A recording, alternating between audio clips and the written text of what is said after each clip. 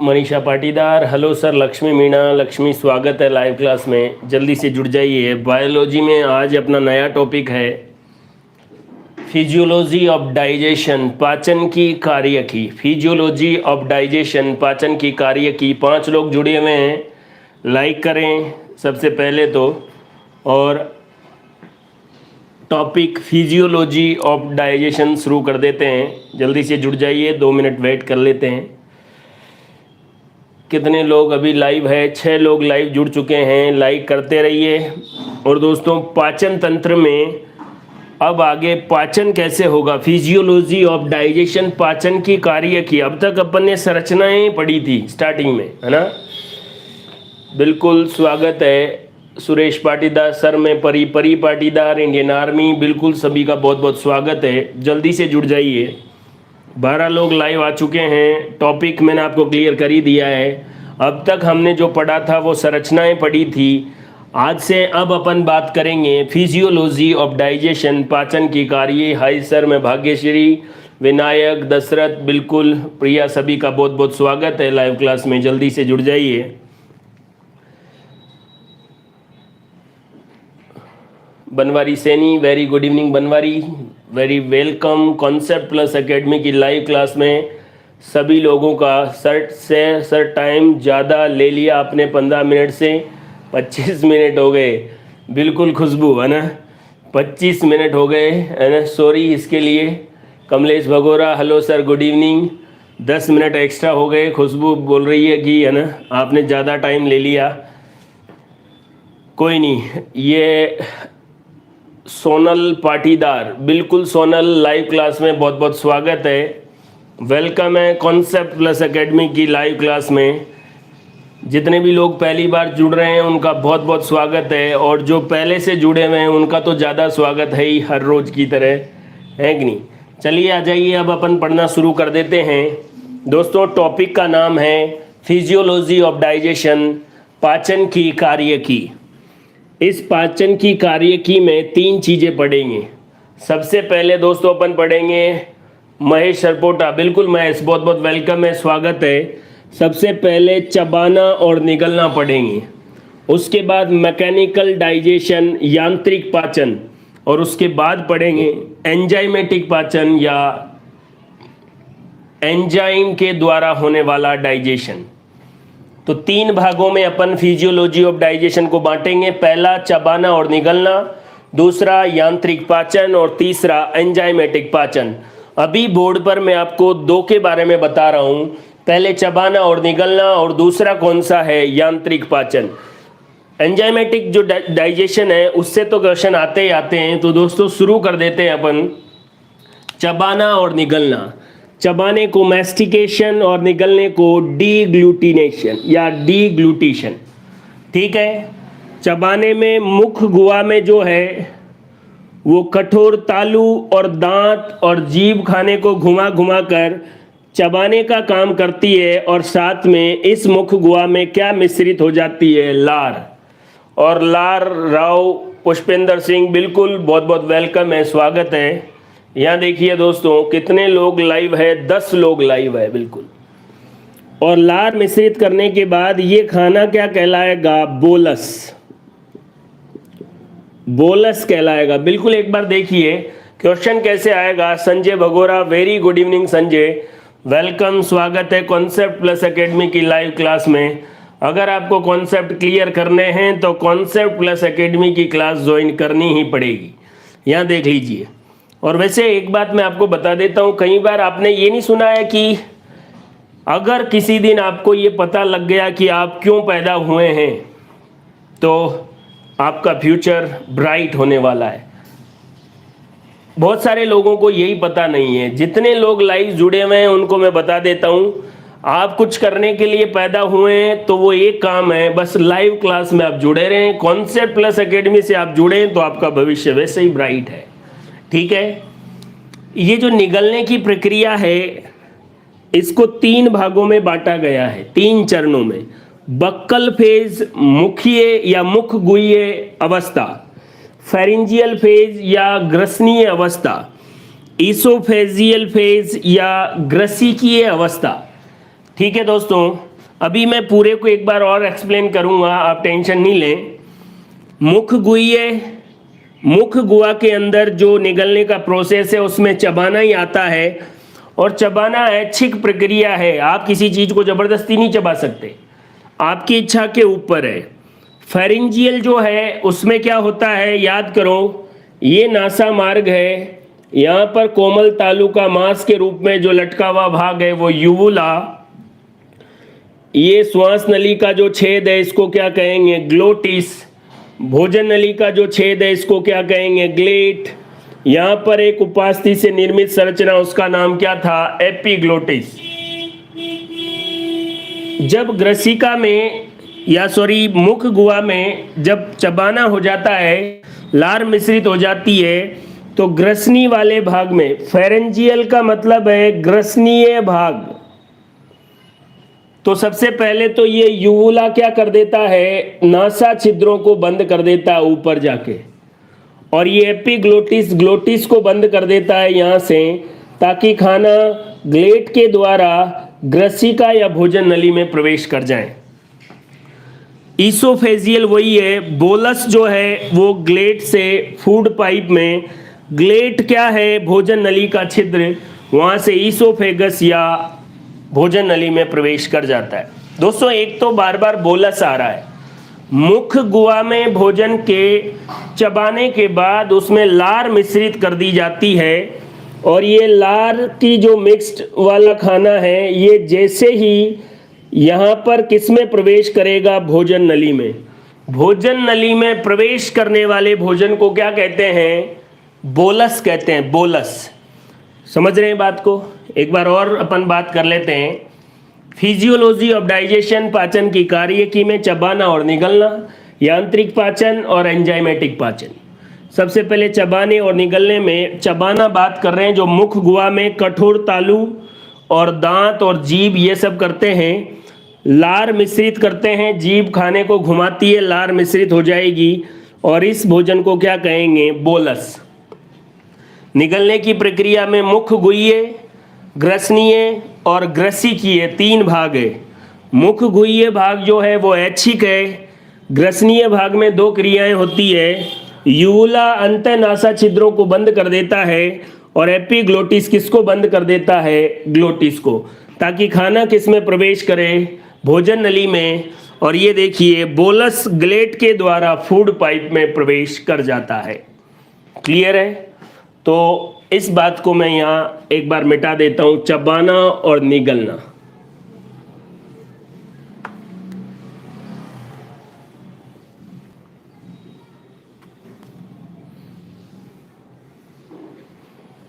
यहाँ देखिए दोस्तों, 12 लोग अभी लाइव क्लास में जुड़े हुए हैं, सभी का बहुत बहुत वेलकम।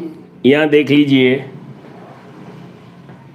अभी सबसे पहले अपन ने बात की थी चबाने के बारे में, मैस्टिकेशन।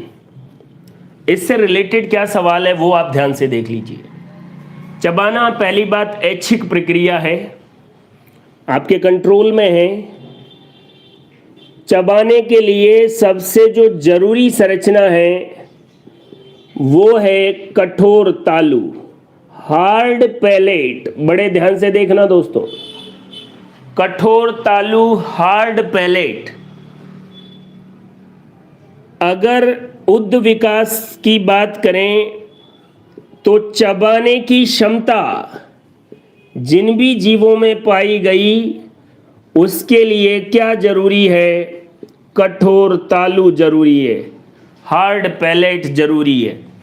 और याद कर लें दोस्तों, जितने भी स्तनधारी है मैमल्स है, जितने भी स्तनधारी है मैमल्स है, केवल इनके अंदर ही क्या पाई जाती है, चबाने की क्षमता पाई जाती है।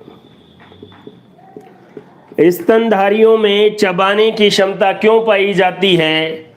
क्योंकि स्तनधारियों में जो कठोर तालु है वो उपस्थित होता है। चबाने की क्षमता के विकास के लिए क्या ज़रूरी है?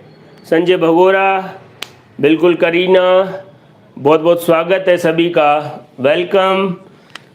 चबाने की क्षमता के लिए कठोर तालु जरूरी है दोस्तों, और ये स्तनधारियों में ही पाई जाती है। उससे पहले अगर आप बात करेंगे तो किसी में चबाने की क्षमता नहीं पाई जाएगी। तो स्तनधारियों में चबाने की क्षमता क्यों विकसित है? क्योंकि कठोर तालु। और याद करो, जो मांसाहारी जीव है उनके कठोर तालु में उभार और गर्त पाए जाते थे, उनको क्या कहते हैं? 16 लोग अभी लाइव है, एक बार कमेंट बॉक्स में टाइप करें, मांसाहारी जीवों के कठोर तालु में उभार और गर्त पाए जाते हैं। इन उभार और गर्तों को क्या कहते हैं? याद करिए। मांसाहारी जीवों में, मांसाहारी ब्रजेश गुर्जर, बिल्कुल ब्रजेश, वेलकम है, स्वागत है डाइजेस्टिव पाचन तंत्र की क्लास में। कठोर तालु में उभार और गर्त पाए जाते हैं। इन उभार और गर्तों को किस नाम से जाना जाता है? याद करो दोस्तों, इनका नाम है पैलेटाइन रगी, जो शिकार को मजबूती से पकड़ने के काम में आते हैं। मांसाहारी जीवों में, अपने अंदर नहीं पाए जाते। और एक बात और याद रखें, कठोर तालु की जो उत्पत्ति है वो याद करें आप, किसके द्वारा होती है? एक्टोडर्म के द्वारा। किसके द्वारा? एक्टोडर्म के द्वारा। चबाने की बात मैंने बता दी। चबाने के लिए जरूरी है कठोर तालु। कठोर तालु में मांसाहारी जीवों में उभार और गर्त पाए जाते हैं, पैलेटाइन रगी। चबाने की क्षमता ओनली और ओनली किसमें होती है? स्तनधारियों में, क्योंकि इनमें ही कठोर तालु विकसित होता है। और कठोर तालु की उत्पत्ति किससे होती है? एक्टोडर्म से। ठीक है दोस्तों, इससे आगे बात करते हैं। चबाने की क्षमता में आपको ये बहुत ही महत्वपूर्ण क्वेश्चन याद रखना है। अगर चबाने की क्षमता विकसित हुई है तो कठोर तालु होना जरूरी है। ठीक है, आइए आगे बात करते हैं। दूसरी बात जो हमने लिखी थी वो ये थी कि निगलने की प्रक्रिया को 3 भागों में बांटा गया है।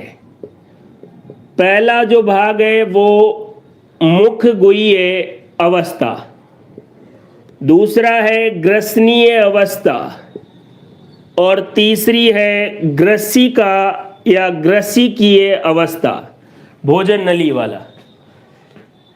कपिल गेमिंग, बिल्कुल बढ़िया है कपिल, बहुत बहुत वेलकम है लाइव क्लास में। यहाँ देखिए, मुख गुहा में जो चबाने का काम होता है, अच्छा हूँ कपिल, बहुत सही बात है। रोहित पाटीदार ने पैलेटाइन रगी लिखा है, बिल्कुल बहुत बहुत अच्छी बात है।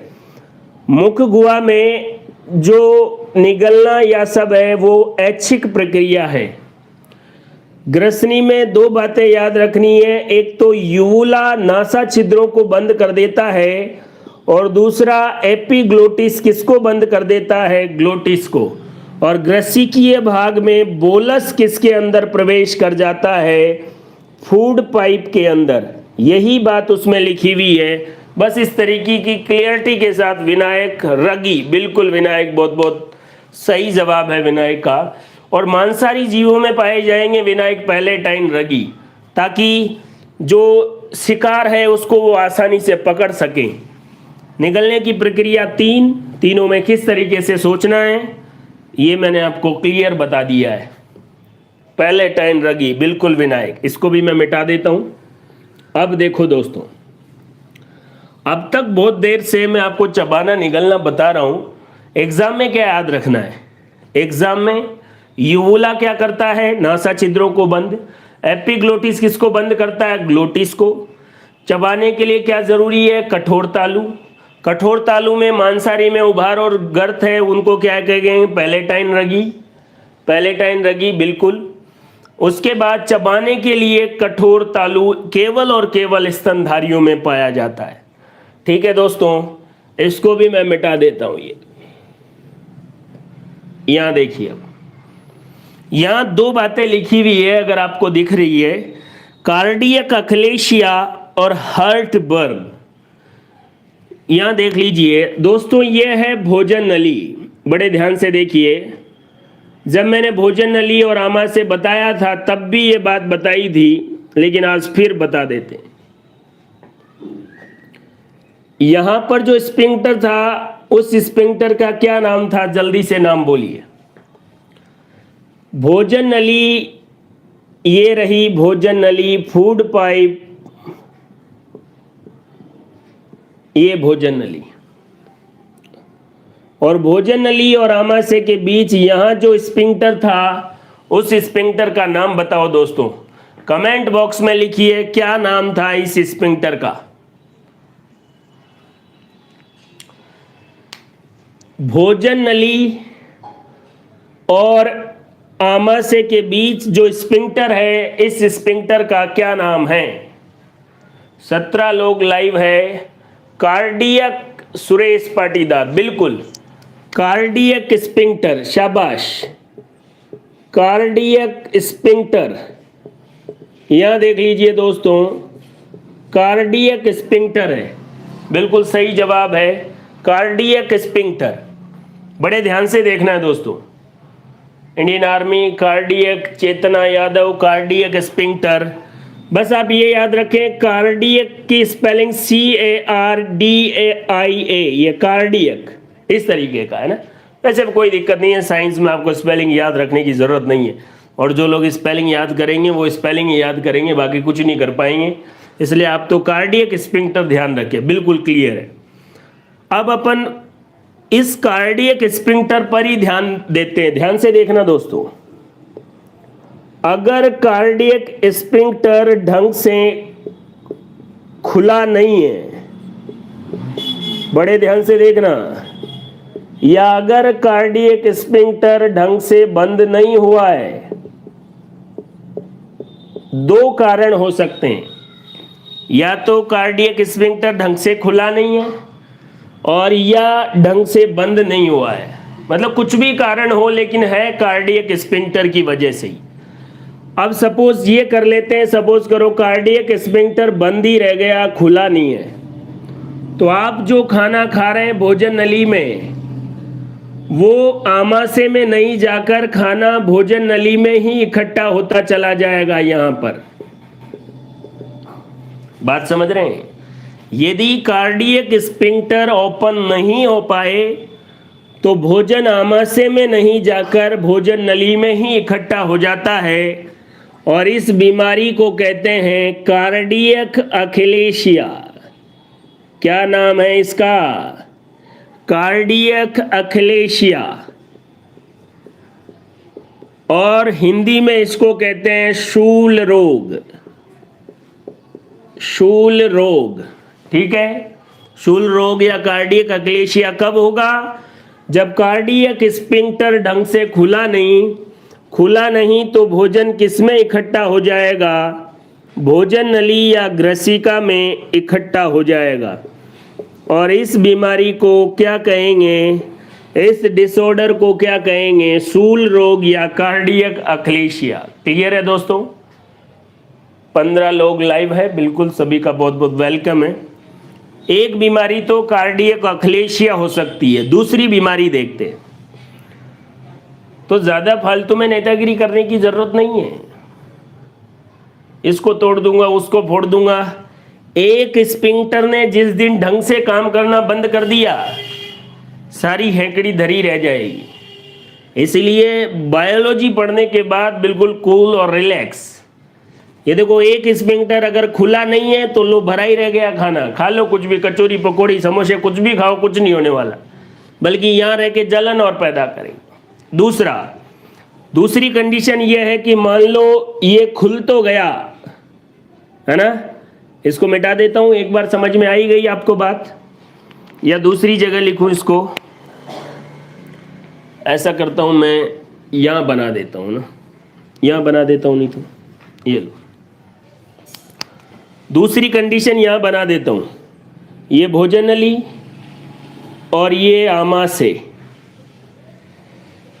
अब की बार क्या हुआ, खाना, ये आमाशय में आपको पता है श्लेष्मा झिल्ली पाई जाती है, और आमाशय में पैराइटल या ऑक्जेंटिक सेल कौन से अम्ल का निर्माण करती है? HCl का। और अब की बार क्या हुआ, खाना अंदर आ गया, ये खाना अंदर आ गया। जब खाना अंदर आ गया तो HCl भी इसमें मिल गया, लेकिन ये खाना अंदर आया, ये स्पिंक्टर ढंग से बंद हुआ नहीं, तो ये खाना भोजन नली में भी चला गया, ऐसे आमाशय में भी चला गया और भोजन नली में भी। तो फिर यहाँ से ये HCl भी यहाँ जाएगा और यहाँ जाएगा तो आपके चेस्ट या सीने वाले भाग में यहाँ पर जलन करेगा जोरदार। किसकी वजह से? HCl, क्योंकि यहाँ पर तो श्लेष्मा झिल्ली है, ऊपर नहीं है। तो इसकी वजह से जो ढंग से बंद नहीं होगा तो खाना कहाँ पहुँच जाएगा? ग्रसिका में। इस बीमारी या इस डिसऑर्डर को कहेंगे हार्ट बर्न। एक बार पहले भी बोला था, दिल जले। हिंदी में इसको कहेंगे अम्लसूल। यहां देख लीजिए, अम्लसूल का मतलब है HCl आमाशय से किस में आ गया?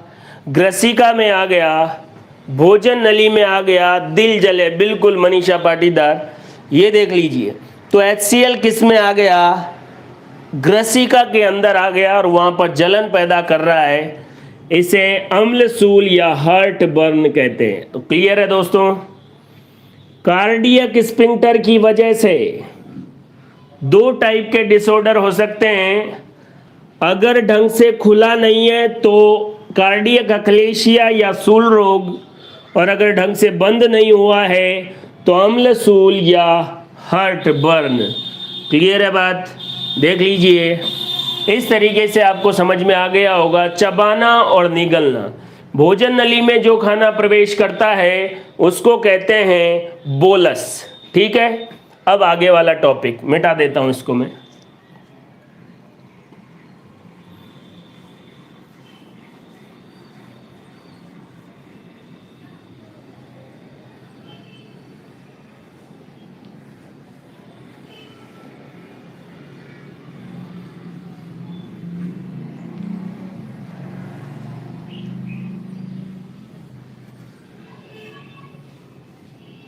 यहां देखिए दोस्तों, ना दूसरा पॉइंट है मैकेनिकल डाइजेशन, यांत्रिक पाचन। और यांत्रिक पाचन में सबसे पहले है क्रमानुकुंचन गतियां, पेरिस्टालिक मूवमेंट, क्रमानुकुंचन गतियां। इसके बारे में आपको क्या याद रखना है? वैसे याद करिए, मैंने आपको एक दिन पढ़ाया था एंटेरिक नर्वस सिस्टम, क्रमानुकुंचन गतियों का नियंत्रण कौन सा फ्लेक्सस करता है, हंसने और दुखी होने से क्या नुकसान होने वाला है, वो मैंने आपको बताया था। क्रमानुकुंचन गतियां किस प्रकार का एक्शन है? रिफ्लेक्स एक्शन है, प्रतिवर्ती क्रियाएं हैं। क्रमानुकुंचन जो गतियां हैं वो रिफ्लेक्स एक्शन है, प्रतिवर्ती क्रियाएं हैं। पहली बात। Prateek M Mehta, good evening sir. Very good evening Prateek, बहुत बहुत वेलकम है लाइव क्लास में। तो रिफ्लेक्स एक्शन है कौन? क्रमानुकुंचन गतियां, मतलब जैसे ही खाना जाएगा अपने आप रिफ्लेक्स एक्शन से पेरिस्टालिस मूवमेंट होना शुरू हो जाएगी। दूसरा LML, लॉन्गिट्यूडाइनल मसल्स लेयर, अनुधैर्य पेशीय स्तर। ध्यान से देखना दोस्तों। और दूसरा कौन सा है? CML, वृत्तीय पेशीय स्तर, सर्कुलर मसल्स लेयर। ये दोनों किस में पाए जाते हैं? मस्कुलरिस एक्सटर्ना में। इन दोनों में क्या होगा? इन पेशियों में कभी संकुचन होगा, कॉन्ट्रैक्शन होगा, और कभी शिथिलन होगा, रिलैक्सेशन होगा।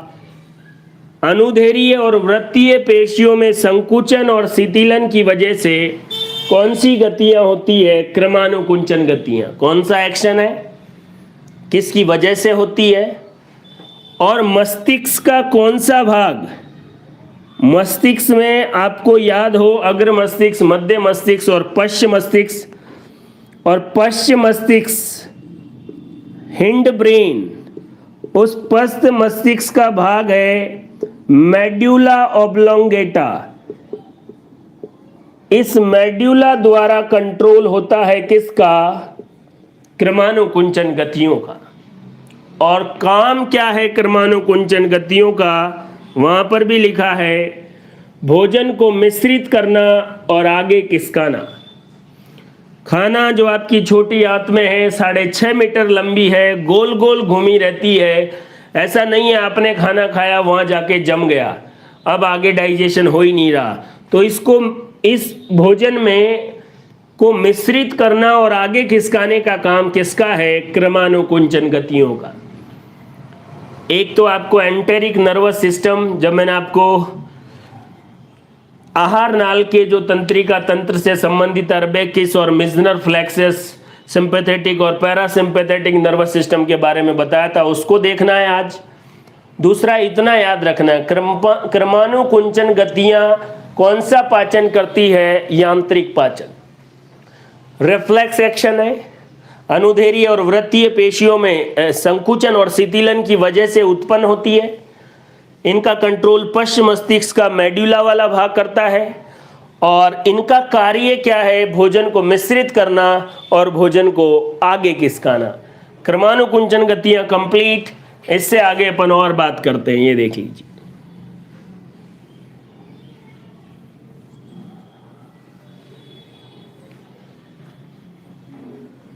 यहां देखिए दोस्तों, क्लियर है? कितने लोग? 16 लोग अभी लाइव क्लास में जुड़े हुए हैं। बहुत बहुत वेलकम है, सभी का बहुत स्वागत है कॉन्सेप्ट प्लस एकेडमी की लाइव क्लास में। दोस्तों केमिस्ट्री, उसके बाद बायोलॉजी, कल की छुट्टी है तो फिज़िक्स की क्लास भी रख सकते हैं। उसका टाइमिंग अपन वही, जिस दिन छुट्टी होगी उस दिन 12 बजे। तो और कल भी मैं आपको बता दूंगा, इन्फॉर्म कर दूंगा। अभी अपन आगे बात कर लेते हैं खंडीय गतियां या सेगमेंटल मूवमेंट। ठीक है, खंडीय गतियां क्या होती है? जो वृत्तीय पेशीय स्तर है, सर्कुलर मसल्स लेयर, वृत्तीय पेशीय स्तर है, उसमें क्या होगा?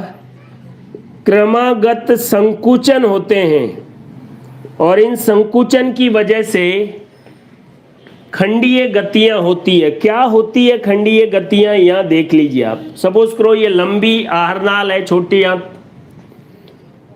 यहां पर इसका स्तर है, ये देख लीजिए। वृत्तीय पेशियों में संकुचन की वजह से ऐसे छोटे छोटे खंड बन जाते हैं। मतलब 6.5 मीटर लंबी संरचना के कुछ पार्ट बन जाते हैं ये खंड। जैसे कुछ खाना यहाँ है, यहाँ सेगमेंट बन गया, कुछ खाना यहाँ है, फिर अगला खंड बन गया, कुछ खाना यहाँ है।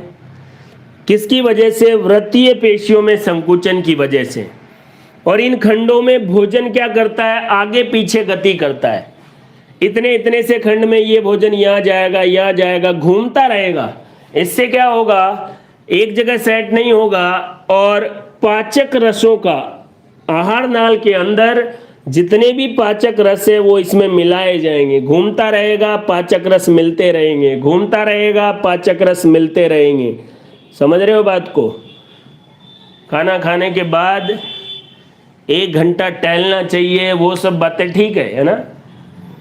टहलने से कोई गतियों पर ज़्यादा असर नहीं होने वाला है ना? अगर ऐसा ही होता तो फिर तो आदमी को पकड़ के, एक टांग पकड़े, अगर हाथ पकड़े, ऐसे जोर जोर से झूला दो कि पाचन सही होगा।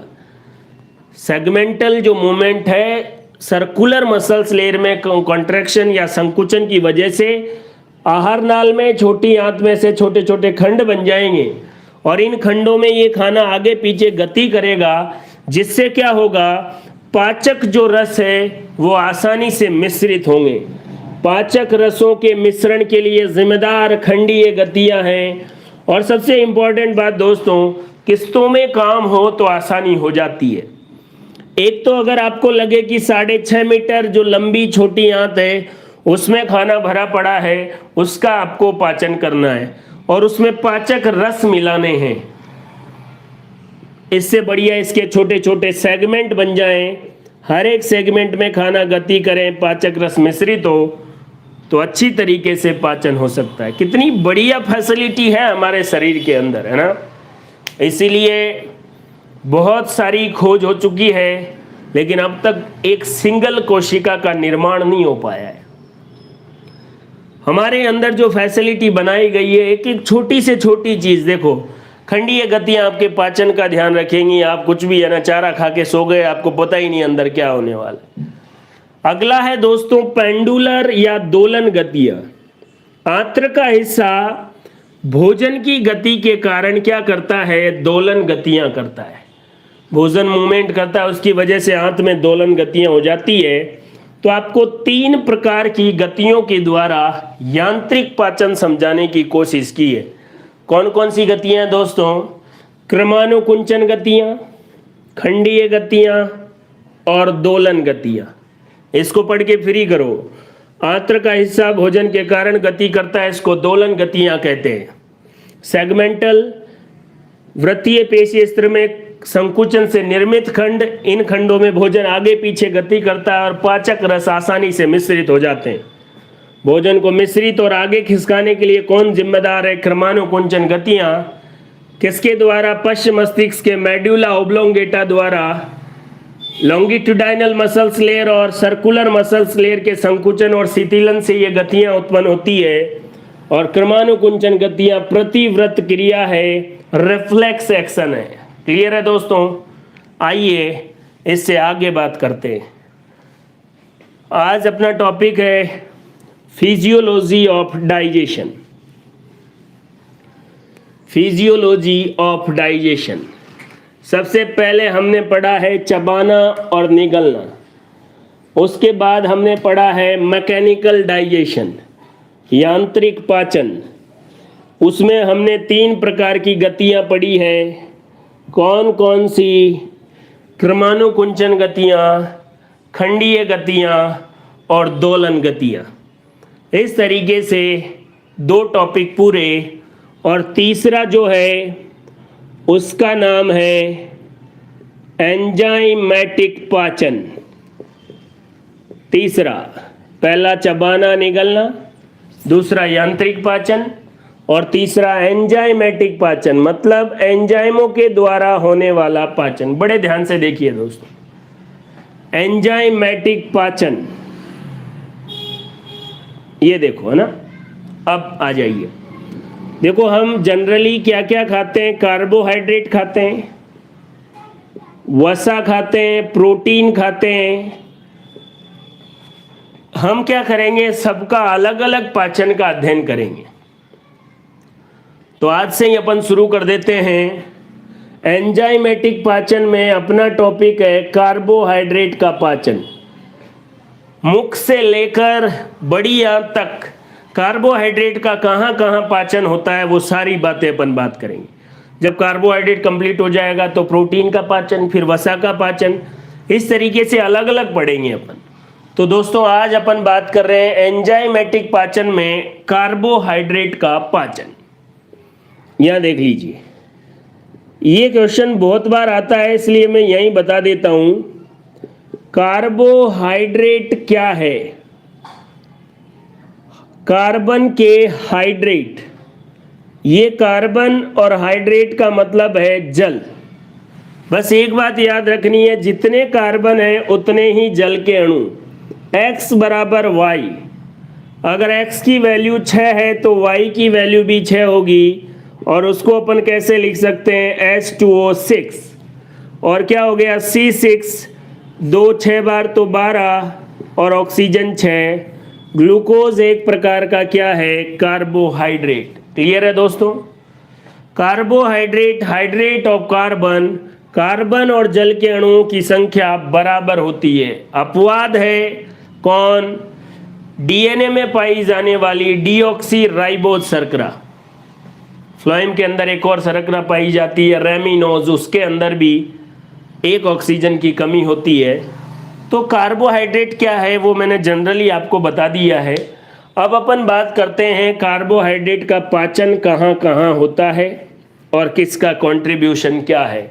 क्लियर है दोस्तों?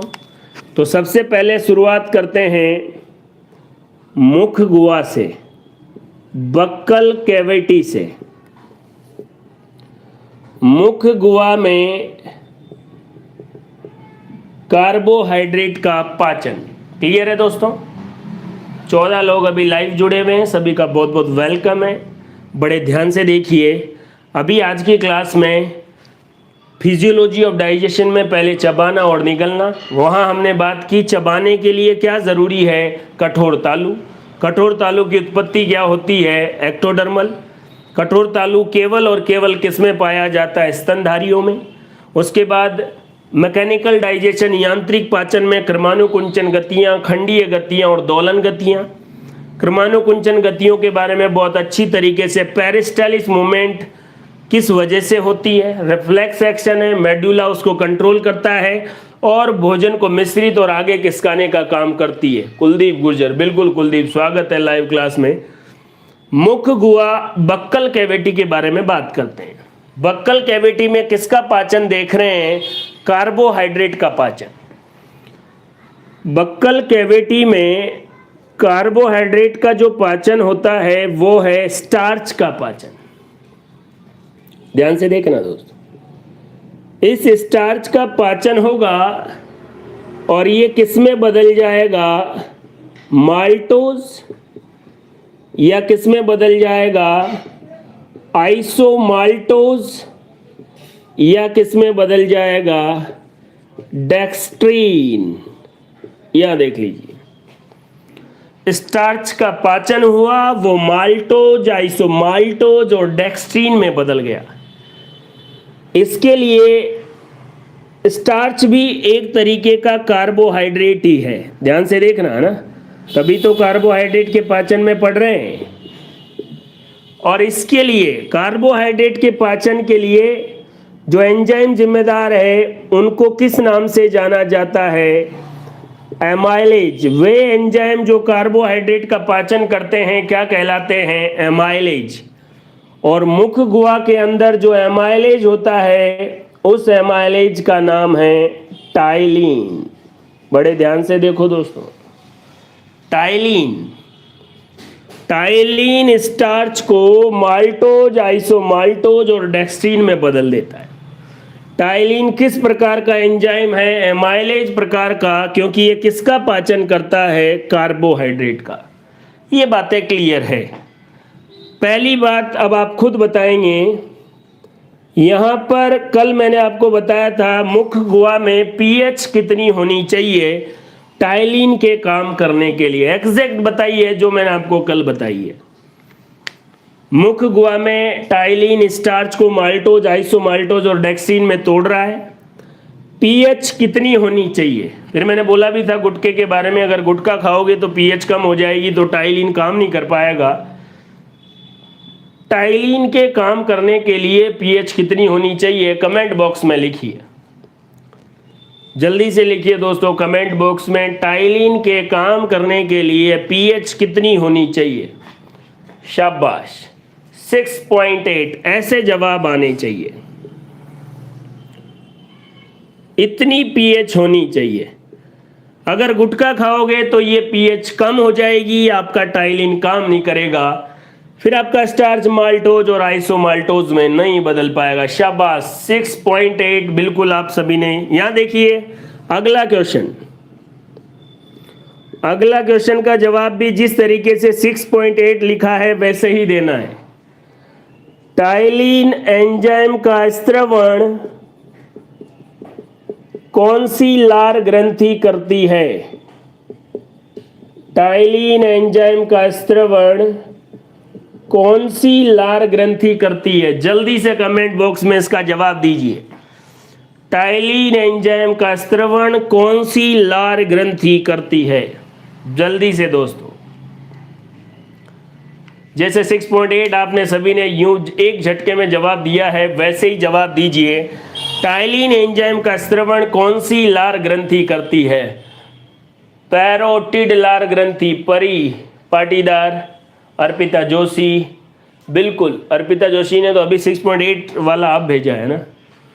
यहां देख लीजिए, सबसे बड़ी लार ग्रंथि है पैरोटिड लार ग्रंथि, और पैरोटिड लार ग्रंथि ही किसका स्त्रवण करती है, टाइलिन का स्त्रवण करती है। क्लियर है दोस्तों, मैं इसलिए बता रहा हूं एग्जाम में क्वेश्चन क्या क्या आते हैं वो अप्रोच होनी चाहिए, बाकी सारी बातें पैरोटिड पैरोटिड बिल्कुल। यहां देख लीजिए एक क्वेश्चन और, अब सबको पैरोटिड लिखने की जरूरत नहीं है, यहां देख लीजिए अगला क्वेश्चन है, इस टाइलिन एंजाइम को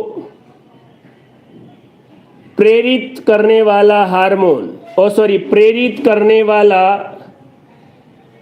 या सक्रिय करने वाला, एक्टिव करने वाला आयन कौन सा है? टाइलिन एंजाइम को सक्रिय करने वाला आयन कौन सा है? इस बात का जवाब दीजिए। टाइलिन एंजाइम को एक्टिव करने वाला आयन कौन सा है? बिल्कुल पैरोटिड हो चुका है। टाइलिन एंजाइम को एक्टिवेट कौन करेगा, सक्रिय कौन करेगा, उस आयन का नाम बताइए। Cl, बिल्कुल बहुत सही है। इसको मिटा देते हैं, देखो ये मिटा दिया। और सक्रिय करने वाला आयन है क्लोराइड आयन, आपने बता ही दिया। टाइलिन किस प्रकार का एंजाइम है? Amylase enzyme. यहाँ आ जाइए दोस्तों, अब बहुत इंपॉर्टेंट बात। वास्तव में टाइलिन किसका पाचन करता है? कार्बोहाइड्रेट का।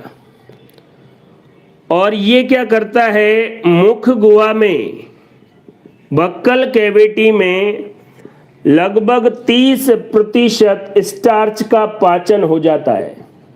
ध्यान से देखना दोस्तों, बहुत ही इंपॉर्टेंट बात है ये। टोटल स्टार्च का जो डाइजेशन है उसमें से 30% किस में होता है? मुख गुहा में। इसीलिए कहते हैं खाना चबा चबा के खाना चाहिए। अगर आप खाना चबा चबा के खाओगे तो बराबर उसमें क्या मिश्रित हो जाएगी? लार।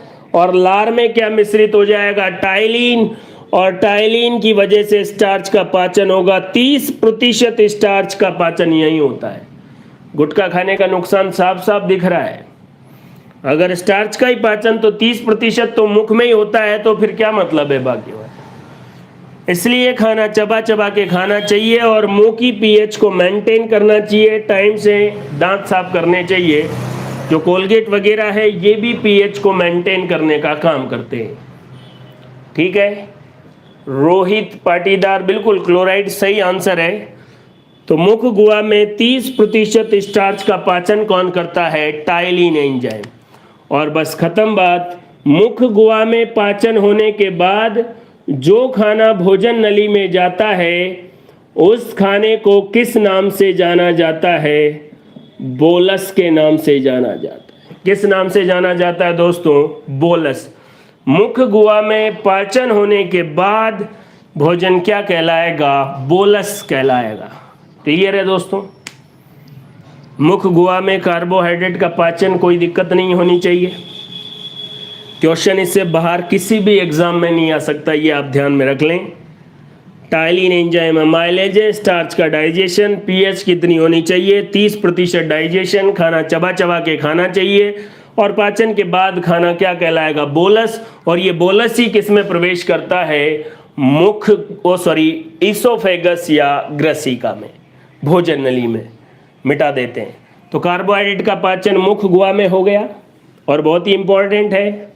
यहाँ से क्वेश्चन बनते ही बनते हैं। खाना चबा चबा के क्यों खाना चाहिए आपको समझ में आ गया होगा। भोजन के टुकड़े छोटे हो जाते हैं वो बात तो ठीक है ही, लेकिन स्टार्च का 30% डाइजेशन कहाँ हो जाता है? यहाँ देख लीजिए। ठीक है, देखते हैं।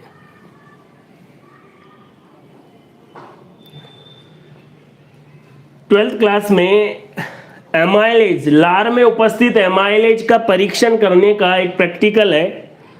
उसमें क्या होता है यहां देख लीजिए। ये परख नली है। आपने क्या किया है, इसमें नॉर्मल पहले ही स्टार्च मिला दिया है और इस स्टार्च का परीक्षण या स्टार्च का टेस्ट अगर आपको करना है तो एक विलियन आता है आपकी लेबोरेटरी में, आपको मिलेगा आयोडीन विलियन। कौन सा विलियन? आयोडीन विलियन। जैसे ही आयोडीन विलियन स्टार्च में डालेंगे रंग क्या हो जाएगा? नीला या काला रंग हो जाएगा। क्लियर है दोस्तों? लेकिन अगर आपने जैसे चावल लिया है, उसको मुंह में चबाया है, लार मिश्रित की है, तो वहां से स्टार्च फिर माल्टोज, आइसोमाल्टोज और डेक्स्ट्रीन में बदल गया है। अगर इसके बाद इसमें आयोडीन विलयन डालेंगे तो फिर उसका कलर क्या नहीं आ पाएगा, उतना नीला या काला नहीं आ पाएगा, क्योंकि स्टार्च किस में बदल गया है, टाइलिन एंजाइम की वजह से माल्टोज, आइसोमाल्टोज और डेक्स्ट्रीन में। स्टार्च के परीक्षण से संबंधित जो विलयन है वो कौन सा है, आयोडीन विलयन। स्टार्च के विलयन में इसको डालने पर नीला या काला रंग हो जाता है। एक बात तो आपको ये याद रखनी है, किससे, मुख गुहा में पाचन से संबंधित जो बातें थी वो मैंने आपको यहाँ पर बताई है। यहाँ देख लीजिए दोस्तों, तो मुख गुहा में जितनी भी बातें थी, किसमें कन्वर्ट हो गया है, कितनी पीएच है, टाइलिन को सक्रिय कौन करेगा, एक एक बात आपके सामने क्लियर हो चुकी है। आयोडीन विलयन किसके टेस्ट के लिए जिम्मेदार है, स्टार्च के परीक्षण के लिए जिम्मेदार है आयोडीन विलयन। चलो दोस्तों अब आगे बात कर लेते हैं, यहाँ देखते हैं, है ना। एक बात और कर लेते हैं, ये जो मवेशी होते हैं, गाय भैंस, ये सब, या यूं कह सकते हैं जुगाली करने वाले जंतु, जुगाली करने वाले जंतु, जुगाली करने वाले जंतुओं से 2 सवाल पूछूंगा मैं आपसे अभी, देख लीजिए।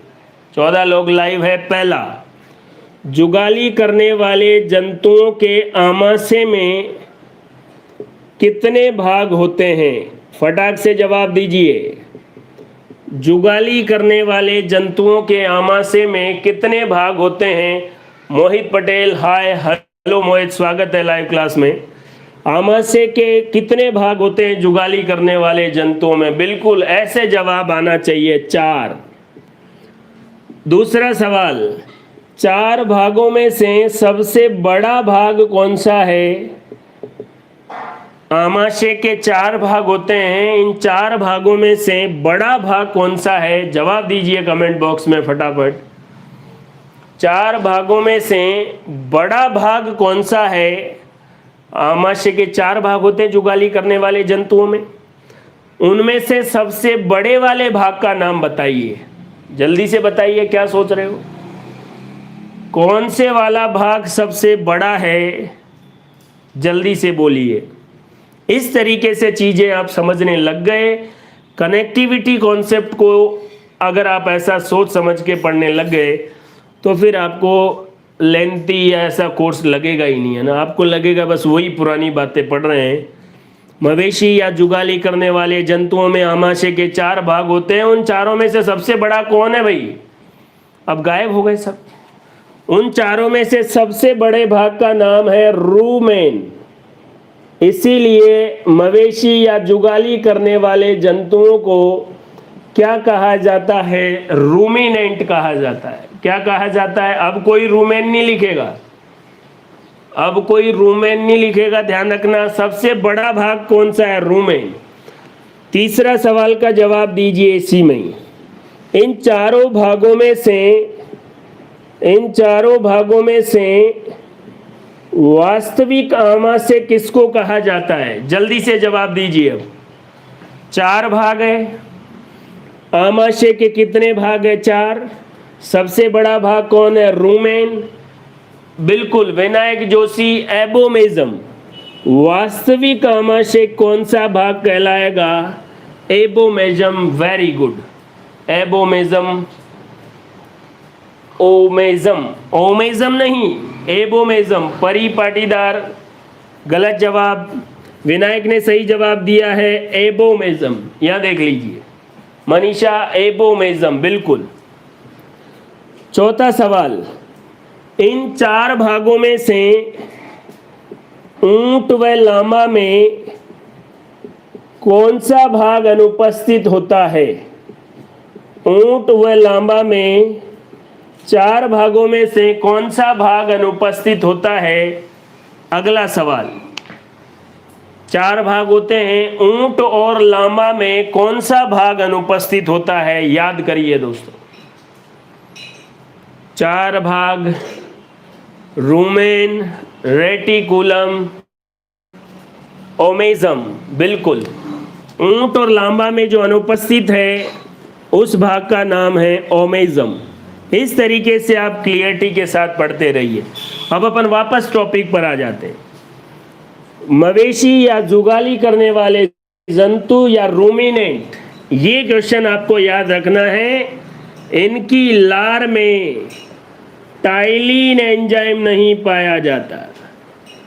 इनकी लार में टाइलिन एंजाइम नहीं पाया जाता है। मवेशियों की लार में टाइलिन एंजाइम नहीं पाया जाता है, इस बात का ध्यान रखें दोस्तों। बिल्कुल काजल पाटीदार ओमेजम, बिल्कुल सही जवाब लिखा है।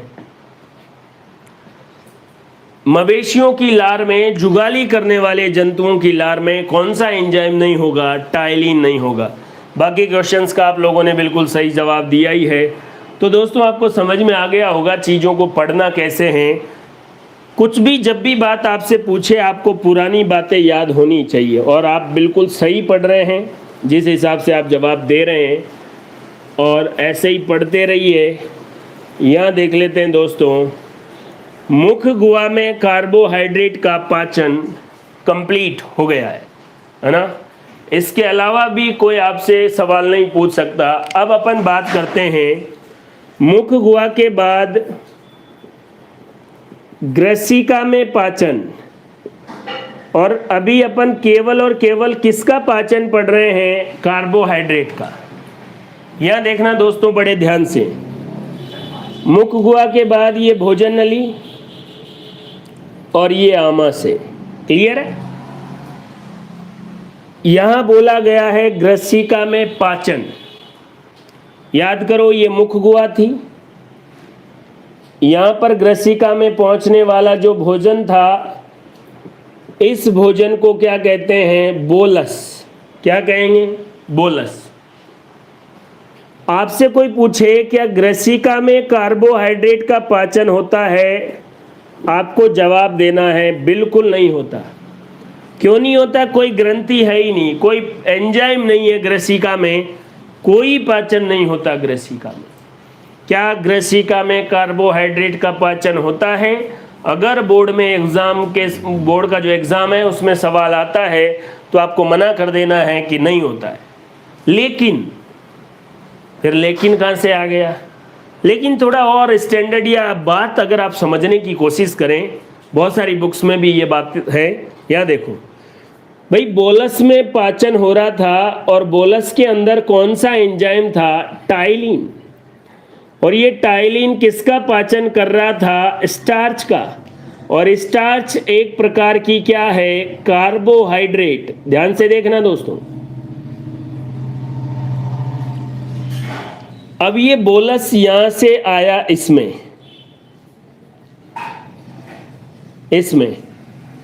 तो जब ये खाना नीचे आ रहा था तब भी टाइलिन तो अपना काम कर ही रहा था। टाइलिन ने अपना काम कब बंद किया? जब वो किस में आ जाता है? आमाशय में आ जाता है। और आमाशय में भी काम बंद क्यों किया? क्योंकि आमाशय में HCl है, और HCl की वजह से pH 1.5 से 2.5 के बीच रहती है आमाशय की। और जो टाइलिन एंजाइम है वो कितनी pH पर काम करता है? 6.8 pH पर। तो जैसे ही बोलस कार्डियक स्फिंक्टर को क्रॉस करके आमाशय में आता है, टाइलिन एंजाइम का काम अपने आप बंद हो जाता है। कारण अब उसकी फेवरेबल कंडीशन नहीं है, उसकी अनुकूल परिस्थितियां नहीं है, क्योंकि आमाशय में pH बहुत कम होती है। टाइलिन एंजाइम यहाँ पर काम नहीं कर सकता। क्लियर है दोस्तों? क्या ग्रसिका में कार्बोहाइड्रेट का पाचन होता है? नहीं होता है। लेकिन इस बात से भी आप नकार नहीं सकते कि जब तक खाना ग्रसिका से आमाशय में जाता है तब तक टाइलिन का काम तो चलता ही रहता है। हिमांशु सुतार, हेलो हिमांशु, स्वागत है लाइव क्लास में। तो बात क्लियर समझ में आ गई होगी। अगर डिटेल में बोलें कि जब तक खाना किस में नहीं पहुंच जाता? आमाशय में, तब तक टाइलिन काम करेगा। तो ग्रसिका में भी टाइलिन तो काम करेगा, तो कार्बोहाइड्रेट का पाचन तो हो ही रहा है, बस खुद ग्रसिका की वजह से कुछ नहीं हो रहा है। वो टाइलिन तो कहाँ मिला था? मुख गुहा में। तो इतने झंझट में आप पढ़ते ही क्यों? आप तो सीधा याद रखो ग्रसिका में कार्बोहाइड्रेट का पाचन नहीं होता, आमाशय में जाते ही टाइलिन अपना काम बंद कर देता है, क्योंकि वहां पर पीएच बहुत कम होती है। और टाइलिन कितनी पीएच पर काम करता है? 6.8 पीएच पर। ग्रसिका में पाचन किसका? कार्बोहाइड्रेट का हो गया है। ठीक है दोस्तों, एक बात और कर लेते हैं आमाशय, इससे आगे की बात फिर कल की क्लास में करेंगे। कल छुट्टी है, फिजिक्स की क्लास भी अपन रखेंगे 12 बजे, है ना। अभी एक बात और कर लेते हैं, जितने भी लोग हैं 12th क्लास वाले, वो लाइव क्लास में ज़्यादा से ज़्यादा जुड़ें। आपका फ़ायदा है, चीज़ों को समझें, अप्रोच आपकी बदलेगी, आपको किताब पढ़ने में इंटरेस्ट आने लगेगा, ये मैं आपको पूरा विश्वास के साथ कह सकता हूँ। बस आप साथ के साथ पढ़ते रहें, मेहनत करते रहें। ये देख लीजिए दोस्तों, अब बात करते हैं आमाशय में। यहाँ देखना दोस्तों, ये आमाशय, आमाशय में किसका पाचन पढ़ रहे हैं? कार्बोहाइड्रेट का। अभी जो भी पाचन पढ़ रहे हैं वो कार्बोहाइड्रेट का है। पहले मुख गुहा में पढ़े, फिर ग्रसिका में पढ़े, और अब आमाशय में। कार्बोहाइड्रेट के पाचन के लिए जो एंजाइम है वो है एमाइलेज, और आमाशय में जो एमाइलेज है उनका नाम है गैस्ट्रिक। गैस्ट्रिक शब्द कहीं पर भी आ जाए, गैस्ट्रिक वर्ड जब भी बायोलॉजी में आ जाए तो रिलेटेड टू स्टमक, किससे संबंधित है? पेट से संबंधित है। ठीक है, गैस्ट्रिक एमाइलेज का मतलब है आमाशय में जो एमाइलेज पाया जाता है। ध्यान से देखना दोस्तों, अगर कोई आपसे ये पूछे कि क्या आमाशय में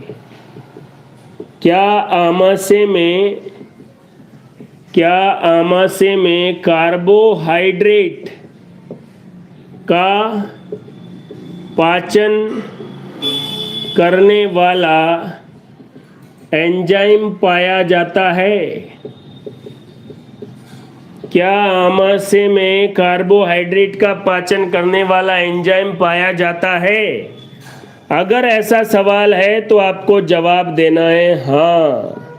कौन सा? Gastric amylase. लेकिन सवाल यूं हो कि क्या आमाशय में कार्बोहाइड्रेट का पाचन होता है? ध्यान से देखना दोस्तों, क्या आमाशय में कार्बोहाइड्रेट का पाचन होता है? तब आपको जवाब देना है नहीं। फिर वही लाइन जो हर कॉन्सेप्ट में काम आती है, शक्ति का पास में होना ज़रूरी नहीं है, सवाल शक्ति के सही इस्तेमाल का है। आमाशय के अंदर कार्बोहाइड्रेट को पचाने वाला गैस्ट्रिक एमाइलेज एंजाइम पाया जाता है, लेकिन वो कार्बोहाइड्रेट का पाचन नहीं कर पाता। कारण वही है दोस्तों, क्योंकि आमाशय में HCl की वजह से pH बहुत ही कम रहती है, और जितने भी एमाइलेज है वो बहुत कम pH पर काम नहीं करते। आमाशय तक कार्बोहाइड्रेट का पाचन कंप्लीट है। मुख गुहा में कैसे हुआ? मुख गुहा से बोलस ग्रसिका में प्रवेश कर गया, ग्रसिका में कोई पाचन नहीं होता। आमाशय में भी कार्बोहाइड्रेट का कोई पाचन नहीं होता, लेकिन पचाने वाला एंजाइम तो पाया जाता है, लेकिन वो एंजाइम काम नहीं कर सकता, क्योंकि आमाशय की पीएच बहुत कम होती है HCl की वजह से। और HCl कौन सी कोशिका स्रावित करती है? पैराइटल या ऑक्जेंटिक सेल। ठीक है दोस्तों, कल अपन बात करेंगे छोटी आंत में किसका पाचन? कार्बोहाइड्रेट का पाचन। जहां तक भी अपन पढ़ लिए हैं वहां तक पूरी तैयारी के साथ आप हर रोज पढ़ाई करें। किसी का वेट करने की ज़रूरत नहीं है कि कोई आपको कहेगा कब स्कूल चलेंगे। कोरोना की वजह से जब भी स्कूल चले आपकी तैयारी यहाँ तक पूरी होनी चाहिए। बहानेबाजी का कोई मतलब नहीं है। कई लोग यूँ कह रहे हैं कि सिलेबस कुछ आधा हो जाएगा, कुछ कट जाएगा। तो अगर ये पढ़ भी लेंगे तो एसिडिटी नहीं होने वाली है ना। और रेगुलर आप अच्छी तरीके से मेहनत करें, यही मैं आपसे कहना चाह रहा हूँ। कल लाइव क्लास अपन रखेंगे 12 बजे फिजिक्स की, 4 बजे वही केमिस्ट्री की, 5 बजे बायोलॉजी की। ठीक है, जितने भी लोग लाइव क्लास में जुड़ते हैं उनका बहुत बहुत धन्यवाद। ज़्यादा से ज़्यादा लोगों को बताएं। क्लास आपको अच्छी लग रही है तो और को भी बताएं। अगर आप किसी और को नहीं बता रहे हैं तो मतलब आपको अच्छी नहीं लग रही है। तो फिर आपको अच्छी नहीं लग रही है तो आप भी जुड़ने का क्यों फालतू में कष्ट करते हैं। परिपाटीदार, दशरथ, बिल्कुल सभी लोगों का बहुत बहुत स्वागत। और आज ही बता देता हूँ, कल का श्री कृष्ण जन्माष्टमी की तरफ से या मेरी तरफ से श्री कृष्ण जन्माष्टमी की आप सभी को बहुत बहुत हार्दिक शुभकामनाएं। खूब मक्खन खाइए, चोरी कीजिए, किसकी करनी है, मक्खन की। बाकी पढ़ाई की चोरी नहीं करनी है, पढ़ाई आपको पूरे दिल से करनी है। ठीक है दोस्तों, बहुत बहुत धन्यवाद, बाय।